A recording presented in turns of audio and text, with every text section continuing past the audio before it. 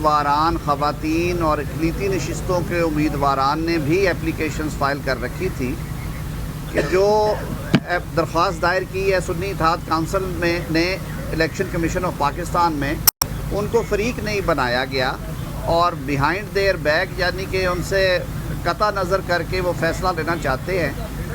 تو تمام درخواستیں متحدہ قومی موومنٹ کی، پاکستان پیپلز پارٹی کی، پاکستان مسلم لیگ نون کی جو کینڈیڈیٹس ہیں خواتین، ان کی جو درخواستیں ہیں وہ الیکشن کمیشن نے آج یکجا کر دی ہیں. اور ایسی صورتحال کو سامنے رکھتے ہوئے پھر سنی اتحاد کونسل کے جو پٹیشنر ہیں اور ان کے لائر ہیں علی ظفر صاحب، انہوں نے وقت مانگا ہے الیکشن کمیشن سے ایڈجرنمنٹ کے جی کل کے لیے پھر آپ اسے فکس کر دیں. ہم کاپیز بھی دیتے ہیں اور کاپیز لے بھی لیتے ہیں اور تیار ہو کے آئیں گے. تو پہلی بات تو یہ ہے کہ بڑا شور مچایا جا رہا ہے کہ جی الیکشن کمیشن فیصلہ نہیں کرتا، اسمبلیوں میں نہیں جاتے کہ جی اسمبلیاں نامکمل ہیں، لیکن جب بات جوڈیشل ڈیسیجن کی آتی ہے تو خود انہوں نے التوا مانگا اور انہوں نے کہا کہ اسے کل کے لیے فکس کر دیا جائے. باہر کیف اس پہ قانونی پوزیشن بہت واضح ہے.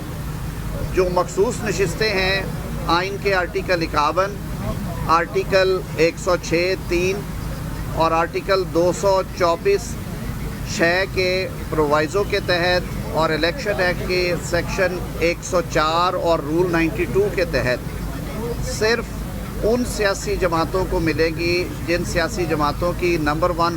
پارلیمنٹری پریزنس ہے، یعنی وہ جیت کے الیکشن اسمبلیوں میں آئے ہیں، اور جن سیاسی جماعتوں نے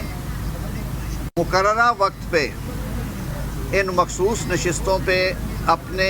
امیدواران کی فہرستیں جاری کیں، ان